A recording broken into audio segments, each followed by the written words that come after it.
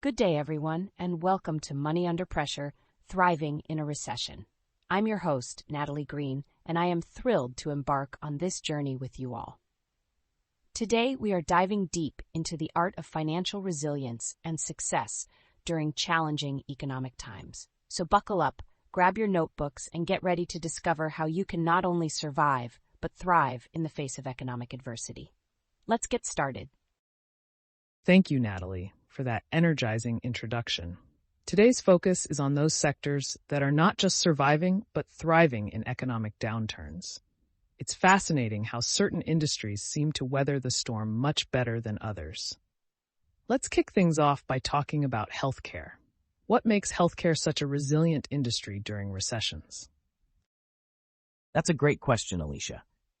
The healthcare sector is often considered recession-proof for a couple of key reasons. First and foremost, healthcare demands remain consistent regardless of economic conditions. People don't stop getting sick or needing medical attention because there's a recession. This constant demand helps keep the industry stable even when others are floundering. Absolutely, Evan. And don't forget the role of aging populations in many countries. As populations age, the demand for healthcare services increases, providing a steady influx of business for the sector. This demographic trend adds an extra layer of resilience for healthcare during downturns. That's a compelling point, Natalie. Now, moving on to utilities, another sector often cited for its recession-proof qualities. Evan, could you shed some light on why utilities tend to remain stable during economic downturns? Sure, Alicia. Utilities, much like healthcare, provide essential services. Think water, electricity, and gas. These are fundamental needs for both individuals and businesses, regardless of the economic climate. People might cut back on discretionary spending during a recession, but they generally can't cut off their utilities. This inelastic demand ensures steady revenue for utility companies, making them remarkably recession-resistant. And let's not overlook the regulatory aspect of utilities. They are often regulated by the government, which can lead to predictable revenue streams. This regulation, while limiting profitability in some instances, also provides a safety net during economic downturns, thereby contributing to the industry's overall stability. These insights really highlight how some sectors are built to withstand economic pressures better than others. But I'm curious, beyond healthcare and utilities, are there other industries that have historically shown resilience in the face of recession? What about the technology sector, for example? The technology sector is a bit of a mixed bag when it comes to recession resistance. On one hand, certain technology products and services, especially those that improve efficiency or save costs for businesses, can see sustained or even increased demand. On the other hand, more discretionary tech products might see a dip as consumers and businesses tighten their belts. That's true, Evan. However, it's worth noting that the tech sector has evolved significantly, and with the rise of digital transformation across all industries, certain tech segments, like cloud computing, cybersecurity, and e-commerce platforms, may indeed prove to be more resilient in future downturns. Building on that, it's crucial for investors to identify which segments within these resilient sectors could offer the best opportunities. Considering the current economic landscape, how should individuals approach investing in these sectors? Evan, could you offer some strategies for navigating investments in tech during uncertain economic times? Absolutely, Alicia. The key is to focus on companies and technologies that address essential needs or provide significant cost savings and efficiency improvements. In the tech sector, this could mean looking at companies involved in cloud computing, as Natalie mentioned, which enables remote work and reduces infrastructure costs for businesses.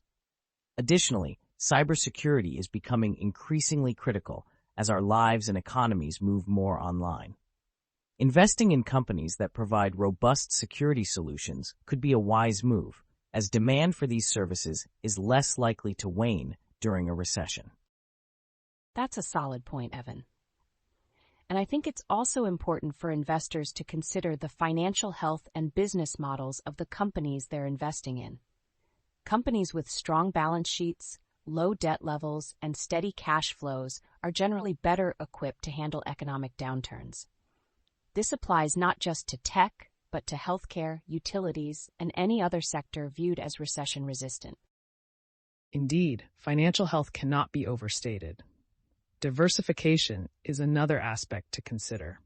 While it's tempting to go all in on what seems like a sure thing, spreading investments across different sectors and asset classes can reduce risk. Natalie, in terms of personal finance, what advice do you have for individuals looking to diversify their investment portfolios during these times? Great question, Alicia. Diversification is all about not putting all your eggs in one basket. Even within safe sectors like healthcare and utilities, it's wise to diversify across different companies and even different regions. This minimizes the impact of any single investment's poor performance on your overall portfolio. Also, consider incorporating bonds, which tend to be less volatile than stocks, and even look into alternative investments like real estate or commodities to further spread out your risk. Diversification truly is key to a resilient investment strategy. This is incredibly insightful. As we're exploring these avenues for investment, it's also crucial to think about the long-term horizon. Economic downturns do eventually give way to recoveries. Evan, from a financial analyst perspective, how should investors prepare for the eventual upturn? Preparing for the upturn is as important as navigating the downturn. Investors should keep an eye on signs of economic recovery, such as improvements in employment rates or consumer spending, and adjust their portfolios accordingly. It's also a good time to evaluate which sectors may lead the recovery. Historically, technology and consumer discretionary sectors often bounce back strongly due to pent-up demand. Being positioned in companies or sectors poised for growth as the economy recovers can significantly benefit an investment portfolio. Speaking of downturns and recoveries, let's pivot to our main topic today, which is investing during a downturn. It's a topic that can seem daunting to many, especially newer investors. Evan, could you offer some insight into how investors should approach the stock market when prices are generally down? Certainly, Alicia. A downturn presents both challenges and opportunities. The key is not to panic, but to adopt a strategic approach. One effective strategy is to look for undervalued assets. These are stocks or assets that are selling for less than their intrinsic value, often due to short-term market reactions. Identifying these requires research and sometimes a contrarian mindset, but the payoff can be substantial as the market corrects over time. Adding to that, it's crucial for investors to maintain a long-term perspective. Downturns can be scary, and it's easy to react emotionally. However, history has shown us that markets do recover. Investing with a long-term horizon in mind and resisting the urge to sell out of fear can lead to significant gains when the market recovers. That's a great point, Natalie. Patience can indeed be a virtue in investing. Evan, when it comes to finding these undervalued assets, what specific indicators should investors be looking for? Great question, Alicia. Investors should look at a variety of factors, including the price-to-earnings ratio, the company's debt levels, its competitive advantage in the industry, and its future growth potential. It's also important to assess the sector the company operates in. Is it likely to rebound or continue facing challenges? Additionally, investors shouldn't overlook the management team's quality and the company's overall financial health. And let's not forget about the importance of diversification, especially during a downturn. It can be tempting to chase after the next big thing or to put a lot of money into a stock that seems undervalued. However, spreading investments across various sectors and asset classes can help mitigate risk. You don't want to be overexposed to any single investment or sector if it doesn't perform as expected. Absolutely, Natalie. Diversification is a cornerstone of a sound investment strategy, more so in uncertain times. It's about finding a balance between risk and potential reward. Evan, in line with diversification, how should investors think about balancing their portfolios in a downturn? In a downturn, balance is key. Investors might consider adjusting their portfolios to include a mix of defensive stocks, such as those in the utilities or healthcare sectors we mentioned earlier, which tend to be more stable during economic downturns. They should also look at growth opportunities in sectors that could lead the recovery. It's about having a foot in both camps, stability for the present and growth for the future. Additionally, reconsidering asset allocation to include more bonds or other fixed income assets can provide income and reduce volatility in the portfolio. I think it's also worth mentioning the role of an emergency fund and how it ties into investing during a downturn. Having an emergency fund means you're less likely to need to sell investments at a loss if you suddenly need cash. This is a critical component of financial resilience. That's an excellent point, Natalie. Financial security can indeed give you the confidence to make more strategic investment decisions. As we've discussed, downturns can be seen as opportunities, not just challenges.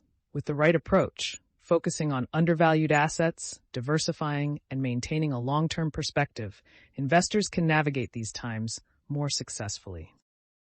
Speaking of navigating downturns successfully, let's shift our focus a bit towards businesses. While we've touched on sectors, it's fascinating to explore individual success stories. Businesses that have not just survived but thrived during downturns. Evan, can you share some examples of businesses that flourished in past recessions and what strategies contributed to their success? Certainly, Alicia. A classic example is Netflix, which saw substantial growth during the 2008 financial crisis. When consumer spending was down, Netflix's affordable subscription model for entertainment gained traction. Their strategy focused on providing value and convenience, which resonated well with consumers looking to cut back on spending without sacrificing leisure. This was a period of significant subscriber growth for Netflix, demonstrating the power of offering the right service at the right time. That's a great example, Evan. Another interesting case is Airbnb, which started in 2008 as a solution to a problem the founders faced, affording rent during a financial downturn. By tapping into the sharing economy and offering cheaper, more personal lodging options, Airbnb not only helped others in similar situations, but also capitalized on a new market niche. This shows how innovative solutions to current problems can lead to thriving businesses, even in challenging economic times. Those stories are incredibly inspiring. It seems like adaptability and innovation are common threads in these success stories. With that in mind, how can businesses today, possibly facing economic uncertainty, adopt similar strategies to find opportunities for growth? Adaptability is key. Businesses need to stay closely attuned to changing consumer behaviors and adjust quickly. Embracing digital transformation is one clear strategy. This could mean anything from optimizing e-commerce platforms to leveraging data analytics for better decision-making.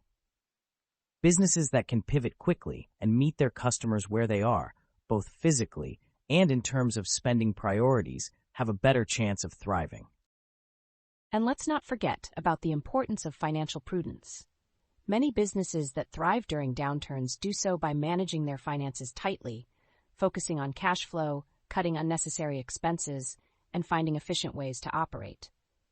This lean approach not only helps them survive, but also positions them well for growth when the economy starts to rebound. Absolutely. Financial resilience combined with innovation and adaptability seems to be a winning formula. As we wrap up today's show, I hope our discussion has provided our listeners with useful insights into how businesses can thrive during economic downturns. It's clear that challenging times can also present unique opportunities for growth and innovation. I'd like to thank Natalie and Evan for their invaluable insights today. It's been a thought-provoking conversation. Thank you, Alicia. It's been a pleasure discussing these important topics. Remember, everyone, resilience and adaptability are key, both in personal finance and in business strategy. Thank you for having me. To our listeners, keep an eye on those opportunities, even in tough times. History has shown us that downturns can be fertile ground for innovation and success. And with that, we close today's episode of Money Under Pressure, Thriving in a Recession. Thank you all for tuning in. Stay informed, stay adaptable, and most importantly, stay optimistic about the future. Goodbye for now, and we'll see you in the next episode.